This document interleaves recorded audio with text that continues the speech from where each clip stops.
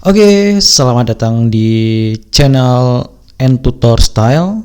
Pada kesempatan kali ini kita kembali akan melanjutkan beberapa pembahasan penting terkait dengan dasar-dasar dari ilmu ekonomi yang mungkin pembahasan kali ini kita mengenal dahulu pendahuluan dari ilmu ekonomi, yang mana ilmu pengetahuan yang kita bagi pada kesempatan kali ini sangat bermanfaat bagi kalian yang mungkin yang pertama bagi mahasiswa yang baru memasuki kampus di Fakultas Ekonomi, atau bagi adik-adik SMA untuk pembelajaran online di sekolah terkait dengan ilmu ekonomi, juga bagi kalian yang mungkin akan mengikuti ujian seleksi kompetensi bidang untuk ujian CPNS. Mungkin ini bisa memberikan wawasan kalian terkait dengan pengulangan teori-teori ekonomi yang pernah kalian pelajari di kuliah dulu.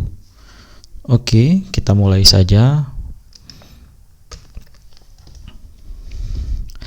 Untuk rujukan dari teori yang kita bahas pada hari ini, yaitu diambil dari pembelajaran dari bukunya Sadono Sukirno, Mikroekonomi, sebuah teori pengantar, edisi ketiga dari Raja Grafitindo Persada Jakarta. Mungkin kalian bisa melihat buku ini atau membeli atau mempelajari buku dari Sukirno ini, Sadono Sukirno. Sebenarnya apa itu ilmu ekonomi? Mungkin bagi kita ekonomi itu mungkin merupakan kegiatan yang pasti kita lakukan sehari-hari, baik secara sadar maupun tidak sadar. Kenapa saya katakan tidak sadar? Mungkin kita memikirkan bahwa ekonomi itu adalah masalah uang, masalah politik, masalah keuangan negara, masalah inflasi, masalah Bank Indonesia, masalah jumlah uang beredar, masalah kebutuhan konsumsi. Itu merupakan teori-teori yang wajib kita pelajari di ilmu ekonomi. Tetapi secara tidak sadar dan nyata sebenarnya kita telah melakukan ekonomi di sehari-hari, kegiatan ekonomi sehari-hari. Mulai dari misalnya kita membutuhkan sepatu, mulai sepatu itu diproduksi di pabrikannya, di industrinya, disalurkan, ada proses marketing, pemasaran, ada proses distribusi dari pabrik ke distributor, dari distributor ke pedagang retail atau eceran, juga selanjutnya sampai ke konsumen. Itu adalah ilmu ekonomi. Ketika kalian keluar dari rumah menuju ke toko sepatu, di situ sudah ada ekonomi lagi. Kalian menggunakan kendaraan kalian beli, orang tua kalian atau kalian bekerja mencari nafkah untuk membeli kendaraan tersebut. Itu jelas ekonomi, itu jelas kebutuhan yang secara tidak sengaja kalian telah melaksanakannya. Itulah sebenarnya ekonomi secara tidak sadar atau tidak nyata, atau ya secara umum kita laksanakan sehari-hari tanpa mempertimbangkan teori-teori ekonomi yang lebih mendalam. Ya, dari pemakaran atau contoh tadi, sebenarnya apa kata dari ekonomi itu berasal dari bahasa Yunani. Ya, banyak ilmu di dunia ini proses bahasanya atau proses pengambilan katanya itu berasal dari bahasa Yunani. Mungkin ya Yunani ini banyak kaum didikan yang baik sehingga mereka memunculkan teori-teori baru, sehingga banyak bahasa atau nama-nama diambil dari bahasa Yunani. Yang artinya ekonomi yaitu mengelola rumah tangga. Itu secara kata. Kalau kita bagi lagi, itu sering kita dengar, mungkin kalian yang telah belajar di perguruan tinggi pasti pernah mendengar oikos dan nomos. Nah, itu sama. Artinya adalah rumah tangga. Oikos dan nomos juga tentu berasal dari bahasa Yunani. Kalau kita membuka teori buku atau teori dari para ekonom, tentu mereka memiliki arti sendiri terhadap ilmu ekonomi. Ya. Jadi ilmu ekonomi adalah suatu studi mengenai individu-individu dan masyarakat dalam membuat pilihan dengan atau tanpa penggunaan uang, dengan menggunakan sumber daya terbatas, tetapi dapat digunakan dalam berbagai cara untuk menghasilkan berbagai jenis barang dan jasa serta mendistribusikannya untuk kebutuhan konsumsi. Ya, sekarang dan di masa yang akan datang kepada berbagai individu dan golongan masyarakat. Ini adalah pengertian darinya Paul A. Samuelson, salah satu penulis buku ekonomi terkenal di dunia. Ya, dalam pengertian ini ada 2 poin yang mungkin bisa kita ambil, yaitu dengan dan tanpa uang. Ya, artinya ketika perekonomian modern seperti sekarang ini, tentu segala transaksi itu dilaksanakan dengan uang. Kalau kita berbicara uang, mungkin di situ sudah pasti ada uang giral dan uang kartal. Yang jelas nanti kita akan bahas terkait dengan uang, tetapi ada juga tanpa penggunaan uang. Ya, jadi ceritanya kenapa dikatakan tanpa penggunaan uang? Jadi dulu pada masa ekonomi tradisional, proses pertukaran uang atau pertukaran barang dilaksanakan secara barter dengan syarat harus ada saling memiliki dan saling membutuhkan. Ketika seorang pedagang sayur ingin membarterkan produknya dengan ikan misalnya, maka si penjual ikan juga harus ada saling membutuhkan, itu saling butuh sayur, maka proses barter dapat dilaksanakan. Itu kalau kita berbicara ekonomi tanpa menggunakan uang, tentunya di sistem ekonomi tradisional. Poin yang kedua dapat diambil di pengertian ini, yaitu barang dan jasa yang didistribusikan. Artinya setiap orang butuh akan adanya barang dan jasa. Ketika kita punya uang, kita ingin membangun rumah, kita namanya juga manusia memiliki keahliannya masing-masing. Mungkin kita seorang pengusaha memiliki uang, ingin memiliki rumah, uangnya sudah ada, tapi kita tidak bisa membuat rumah. Atau kita tidak ada link untuk membeli rumah, otomatis kita harus membuat rumah. Ketika itu muncul permasalahan, di mana si yang punya uang ini tidak memiliki kemampuan untuk membuat rumah, maka dia akan menyewa atau membayar tukang. Ya, itu dinamakan jasa. Sedangkan rumah ini adalah ketika kita membeli rumah dengan distributor atau developer, itu termasuk kategori barang yang kita beli. Jadi 2 poin dalam ilmu ekonomi, yaitu barang dan jasa. Selanjutnya, kalau kita bicara dengan buku Sadono Sukirno tadi, ilmu ekonomi merupakan ilmu yang menganalisa biaya dan keuntungan untuk memperbaiki corak penggunaan sumber daya alam dan sumber daya manusia. Sedangkan menurut Menkyu, yaitu studi tentang bagaimana masyarakat mengelola sumber daya yang selalu terbatas dan langka. Dan perlu kita garis bawahi bahwa kebutuhan manusia itu tidak terbatas, keinginan manusia itu tidak terbatas, tapi yang terbatas sekarang adalah sumber dayanya. Jadi manusia harus memikirkan bagaimana mereka mengalokasikan kebutuhannya dengan sumber daya yang ada. Tidak mungkin semua kebutuhan itu kita layani atau kita aplikasikan, karena kebutuhan kita itu tidak terbatas, sedangkan sumber daya kita terbatas. Kalau kita berbicara sumber daya, ini terkait poinnya ujung-ujungnya adalah duit. Ya, jadi kalau kita berbicara sumber daya dalam ekonomi itu banyak ya. Kita kenal dengan bahasa Inggrisnya man, machine, material, method, atau dalam bahasa Indonesianya sumber daya alam, sumber daya manusia, modal, dan skill. Itu merupakan sumber daya atau faktor produksi dalam ilmu ekonomi. Bagaimana caranya mereka mengolah dari faktor ekonomi itu bisa menghasilkan produk, menghasilkan jasa yang efektif dan efisien serta memenuhi kebutuhannya serta kebutuhan masyarakat itu mungkin. Ya, ilmu ekonomi dapat kita ambil kesimpulan, yaitu mengelola sumber daya yang sifatnya terbatas agar dapat digunakan secara efisien. Dikelompokkan dalam ilmu ekonomi mikro dan ekonomi makro. Ya, mikro berarti kecil. Kita melihat ekonomi dari sudut yang kecil, yaitu rumah tangga dan perusahaan. Sedangkan ekonomi makro kita melihat dari kacamata atau kaca pembesar yang besar, di mana ilmu ekonomi makro kita berbicara bagaimana kehidupan ekonomi dalam bernegara. Baik negara Indonesia atau negara lainnya itu sama. Karena semua teori itu termasuk adalah teori makro. Ya, ekonomi mikro yaitu menitik beratkan pada perilaku ekonomi individu rumah tangga, perusahaan dan pasar dalam mengelola sumber daya ekonomi secara efisien. Selanjutnya ekonomi makro menitik beratkan pembahasan tentang perekonomian secara keseluruhan atau agregatif, pengangguran, inflasi, pertumbuhan ekonomi dan perdagangan internasional. Ya. Makroekonomi. Ya. Ini ada beberapa terkait dengan poin-poin atau turunannya. Kalau kita berbicara makro, kita berbicara masalah mazhab ekonomi atau sejarah atau sistem ekonomi, pertumbuhan ekonomi, pendapatan nasional, permintaan dan penawaran secara agregat. Artinya penawaran dan permintaan yang kita lihat dari sudut negara. Terkait dengan pasar barang, pasar uang, ekspor impor, inflasi, subsidi, harga, proteksi, itu adalah semuanya pembahasan ekonomi makro.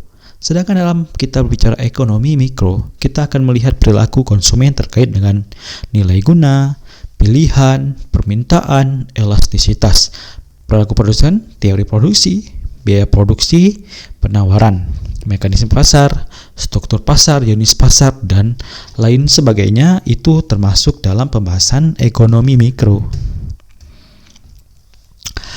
Lantas apa masalah-masalah dalam ekonomi? Kenapa ekonomi ini muncul?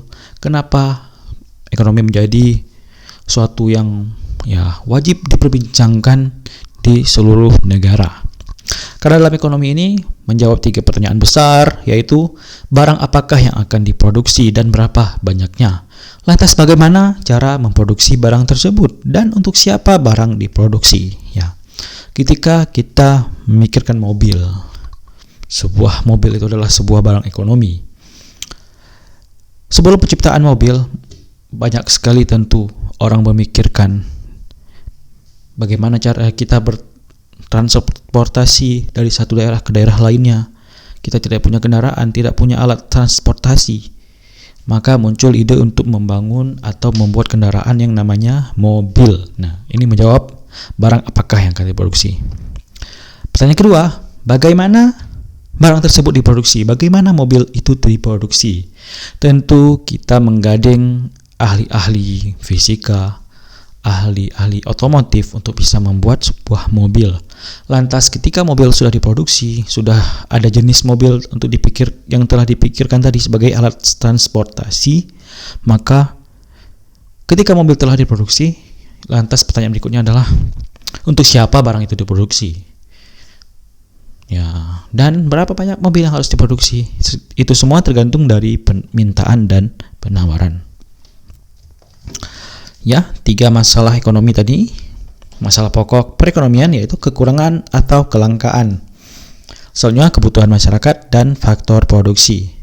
Jadi dalam ilmu ekonomi itu tentu kita mendengarnya kelangkaan ya. Misalnya sebuah kita contohkan barang ekonomi yaitu mobil misalnya, yaitu mobil itu merupakan barang langka. Artinya kita tidak bisa mendapatkannya secara gratis, kita tidak bisa menemukannya di mana-mana. Itu termasuk kelangkaan. Mungkin banyak orang butuh mobil, tapi karena tidak punya duit atau lain sebagainya, mereka memilih untuk tidak memiliki mobil. Itu merupakan salah satu masalah kelangkaan. Selanjutnya masalah kebutuhan. Tentu semua orang atau beberapa orang itu butuh namanya mobil. Ketika mereka butuh mobil, maka menjadi kebutuhan mereka. Sedangkan bagi petani di sawah, mereka tidak membutuhkan mobil. Itu bukan kebutuhan mereka. Yang mereka butuhkan adalah misalnya traktor atau alat-alat pertanian. Selanjutnya faktor produksi yang 4 tadi ya. Sumber daya alam, sumber daya manusia, modal dan skill itu merupakan faktor produksi. Faktor produksi inilah yang diramu sehingga bisa membuat atau memberikan sebuah produk misalnya mobil. Ya, adanya scarcity atau kelangkaan maka kekurangan akibat ketidakseimbangan antara kebutuhan masyarakat dengan faktor-faktor produksi yang tersedia dalam masyarakat. Karena kebutuhan masyarakat sifatnya tidak terbatas, sedangkan faktor produksi itu terbatas. Di satu pihak, keinginan masyarakat relatif tak terbatas, sementara di lain pihak, sumber-sumber daya atau faktor produksi yang dapat digunakan untuk menghasilkan barang tersebut relatif terbatas. Ya, kebutuhan masyarakat. Keinginan masyarakat untuk memperoleh barang dan jasa, baik yang disertai dengan permintaan efektif atau tidak disertai oleh kemampuan untuk membeli. Selanjutnya, jenis-jenis barang. Ya, banyak cara untuk menggolongkan jenis-jenis barang dalam perekonomian. Cara memperolehnya bisa dibedakan antara barang ekonomi, yaitu barang yang diperoleh secara usaha untuk memperolehnya. Contoh beras, makanan, mobil, dan lain-lain barang-barang industri lainnya. Dan barang cuma-cuma yang dapat dinikmati tanpa melakukan kegiatan produksi seperti udara, oksigen, sinar matahari, dan air hujan. Ya, ketika kita berbicara masalah barang cuma-cuma ini, maka ini bisa dikatakan bukan barang ekonomi karena kita bisa mendapatkannya secara gratis tanpa ada perjuangan atau kebutuhan faktor produksi apapun. Ya, selain itu dalam teori ekonomi terdapat dua cara penggolongan, yaitu berdasarkan kepentingan barang untuk kehidupan manusia, yaitu barang-barang tersebut dibedakan kepada barang inferior, barang esensial, barang normal, dan barang mewah. Barang inferior itu barang yang banyak diminta oleh orang-orang yang berpendapatan rendah. Jadi kalau mendapatkan pertambahan tinggi, maka permintaan tersebut terhadap barang inferior akan berkurang. Contohnya ubi kayu akan digantikan oleh beras jika pendapatan naik. Ya, ini bisa dicontohkan. Contoh lainnya, mungkin ketika ada satu keluarga, mereka membeli beras, mungkin beras yang raskin ya, beras yang dikasih oleh pemerintah atau dibeli di toko secara murah, beras bulog ya. Ketika beras itu dibeli, mungkin pendapatannya kurang. Mereka memiliki pendapatan yang kurang sehingga pendapatan yang lain bisa disisihkan untuk kebutuhan yang lain. Ketika pendapatan mereka meningkat, maka mereka memilih untuk tidak membeli lagi beras bulog tadi, maka dinaikkan dengan beras, misalnya beras Ramos, naik satu tingkat. Itu merupakan barang inferior. Jadi si beras bulog tadi merupakan barang inferior, yaitu barang pilihan terakhir bagi mereka yang pendapatan segitu. Selanjutnya barang esensial, yaitu barang yang tidak akan mengurangi atau menambah permintaan terhadap barang esensial. Ya, barang esensial itu yaitu kebutuhan pokok, telur. Ya, ketika pendapatan seorang rendah, mereka membeli telur. Ketika terjadi kenaikan pendapatan 2 kali lipat, mereka tetap membeli telur karena memang ya telur kebutuhan. Telur itu memang dibutuhkan dan ya nilai ekonomisnya seperti itu saja. Selanjutnya barang normal, yaitu suatu barang yang dinamakan barang normal apabila dia mengalami kenaikan dalam permintaan akibat dari kenaikan pendapatan. Contohnya televisi, peralatan rumah tangga, dan lain sebagainya. Misalnya juga motor dan mobil, itu merupakan salah satu barang normal. Ketika seseorang misalnya dulunya bekerja sebagai pedagang asongan, mungkin mereka memiliki motor satu. Ketika sukses, karirnya sukses, mereka menjadi pedagang swalayan atau memiliki retail supermarket. Mereka tentu akan memilih membeli mobil karena kebutuhan mereka mobil, bukan motor lagi. Itu merupakan barang normal. Selanjutnya itu barang mewah, yaitu jenis barang ini dibeli tanpa apabila orang yang berpendapatan menengah ke atas atau tinggi. Contohnya ya motor, mobil, emas, perhiasan, itu merupakan barang mewah. Ya, berdasarkan cara penggunaan barang tersebut oleh masyarakat, yaitu barang pribadi dan barang publik. Barang pribadi contohnya itu makanan, mobil, pakaian, sedangkan barang publik adalah jalan raya, lalu lampu lalu lintas, mercusuar, taman, dan lain sebagainya. Ya, selanjutnya itu kita harus mengenal dalam ilmu ekonomi, yaitu faktor-faktor produksi. Ya, faktor produksi merupakan benda-benda yang disediakan oleh alam atau diciptakan oleh manusia yang dapat digunakan untuk memproduksi barang-barang dan jasa. Dalam perekonomian, faktor-faktor produksi dibedakan menjadi 4 jenis, yaitu tanah atau sumber daya alam, tenaga kerja atau sumber daya manusia, modal, dan keahlian kewirausahaan.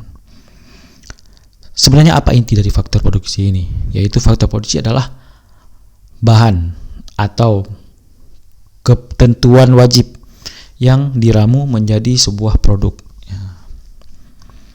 Ketika kita membangun produksi atau industri, kita harus memiliki 4 faktor produksi ini. Apa guna sumber daya alam atau tanah? Apa guna tenaga kerja? Apa guna modal jika tidak ada kemampuan kewirausahaan? Semua itu tidak ada gunanya karena kita tidak ada memiliki niat atau itikat baik untuk mendirikan usaha. Maka proses produksi tidak bisa dijalankan. Tentu ilmu ekonomi tidak jauh dan dari namanya pilihan atau choice ya. Ketika memproduksi maupun mengkonsumsi memakan barang dan jasa, setiap pelaku ekonomi harus membuat pilihan-pilihan agar sumber daya yang dapat digunakan tersebut dapat digunakan secara efisien dengan mewujudkan kesejahteraan yang maksimal. Selain dalam konsumsi, juga dalam berproduksi kita harus juga memiliki pilihan-pilihan tertentu sehingga barang yang kita hasilkan atau proses produksi yang kita laksanakan berjalan efektif dan efisien. Setiap negara harus membuat pilihan dalam menjalankan kegiatan ekonomi dengan tujuan antara lain meningkatkan pertumbuhan ekonomi, mengatasi masalah pengangguran, peningkatan taraf hidup masyarakat, dan lain sebagainya dengan menggunakan sumber daya yang terbatas. Untuk itu, sumber daya yang tersedia diatur penggunaannya sehingga dapat memaksimalkan tujuan-tujuan pemerintah dan untuk mengatur kegiatan ekonomi individu maupun perusahaan. Faktor penggerak kegiatan ekonomi yaitu kebutuhan ekonomi yang sifatnya tidak terbatas, kelangkaan atau scarcity, pilihan atau opportunity cost, penggunaan sumber daya yang tujuan tertentu, dan konsep ekonomi dibedakan antara kebutuhan dan keinginan. Kegiatan dan sumber daya ekonomi. Kegiatan ekonomi itu terbagi 3, yaitu konsumsi, produksi, dan pertukaran. Pertukaran ini juga selain dikenal dengan pertukaran juga dikenal dengan kata distribusi. Soalnya sumber daya ekonomi yaitu sumber daya alam, sumber daya manusia, dan sumber daya modal. Ketika kita berbicara ekonomi, kita akan berbicara dengan sifat-sifat dari teori ekonomi itu, yaitu ekonomi deskriptif, yaitu analisis ekonomi yang menggambarkan keadaan sebenarnya atau sesuai fakta dalam perekonomian. Ini terkait dengan hal-hal yang telah terjadi. Selanjutnya itu ekonomi terapan, yaitu merupakan salah satu cabang ilmu ekonomi yang menelaah tentang kebijakan yang perlu dilaksanakan untuk mengatasi permasalahan yang timbul dalam perekonomian. Biasanya ekonomi terapan ini akan mengkolaborasikan ilmu ekonomi dengan teori-teori lain seperti teori statistika, teori matematika, dan lain sebagainya.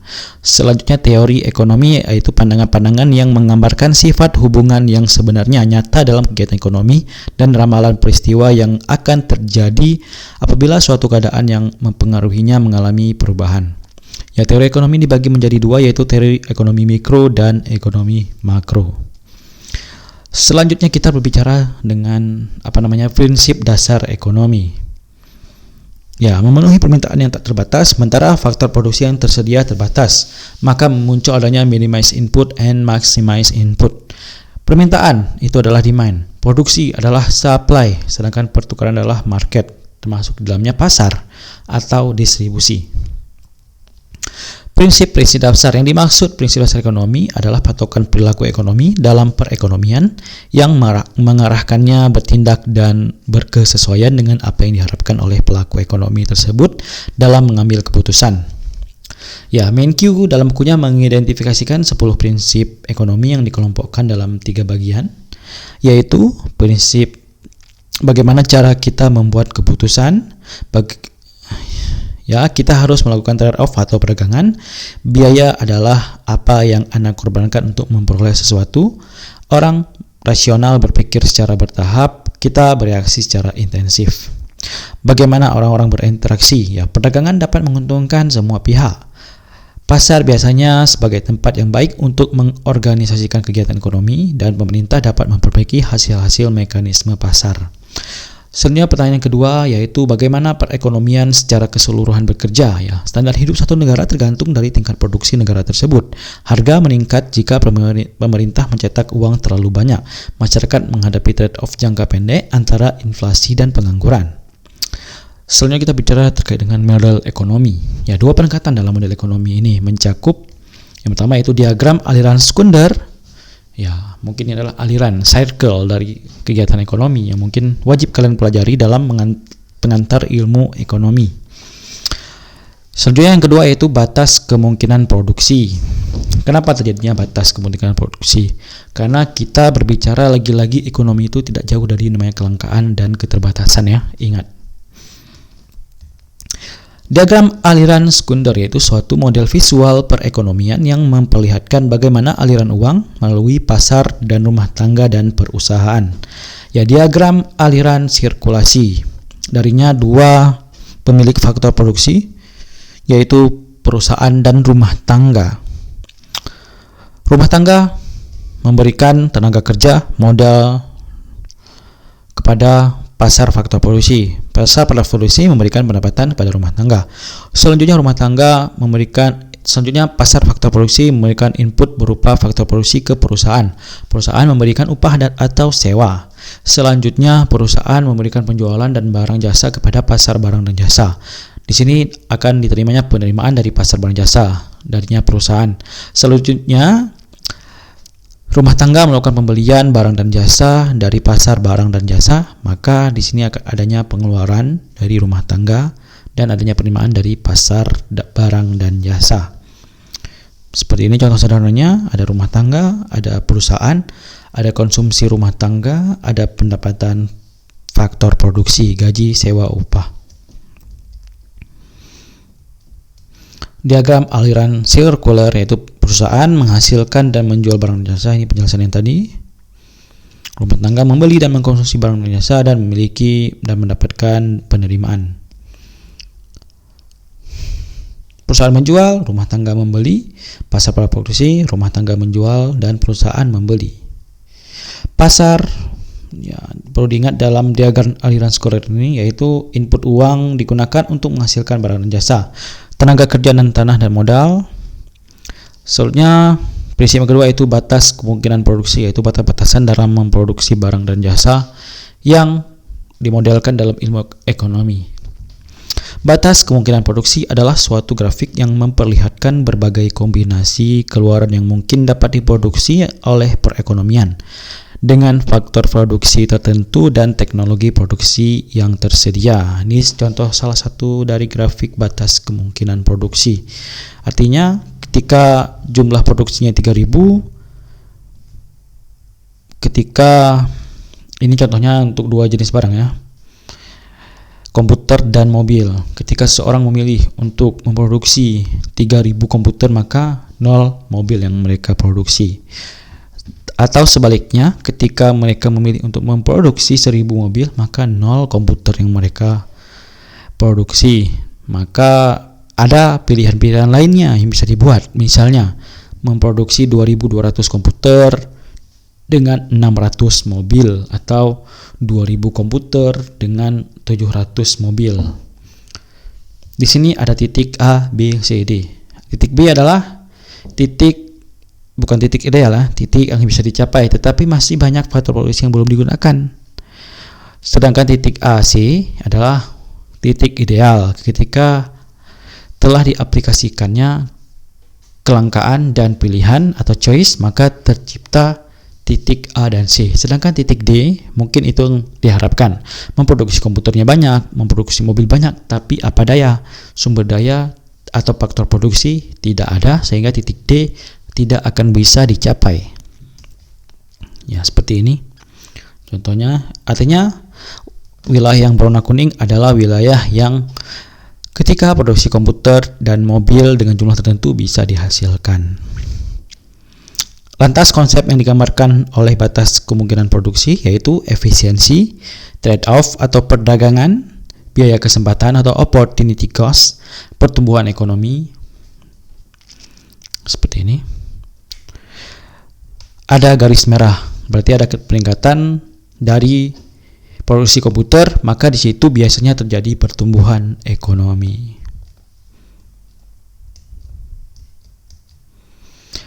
Pergeseran dalam batas kemungkinan produksi. Ini dia garis merah. Ini adalah visual atau contoh-contohnya dalam produksi mentega dan senjata. Ada pilihan-pilihan atau kombinasi yang bisa kita pilih sebagai pemerintah atau sebagai perusahaan ketika kita ingin memproduksi dua barang. Ini adalah model. Ini modelnya dari tabel tadi. Ini dia modelnya. Dan itulah prinsip dari ekonomi. Mungkin terakhir, setelah kita mempelajari pengantar ilmu ekonomi, nantinya pada pertemuan berikutnya kita akan membahas tentang dua ekonomi, yaitu ekonomi mikro dan ekonomi makro.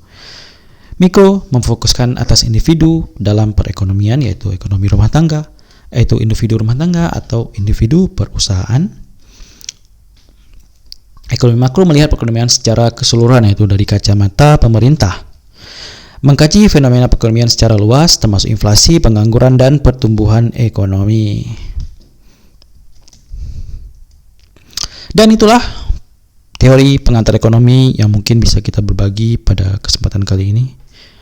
Atas waktunya, saya ucapkan terima kasih. Selamat mendapatkan ilmu pengetahuan buat adik-adik semua.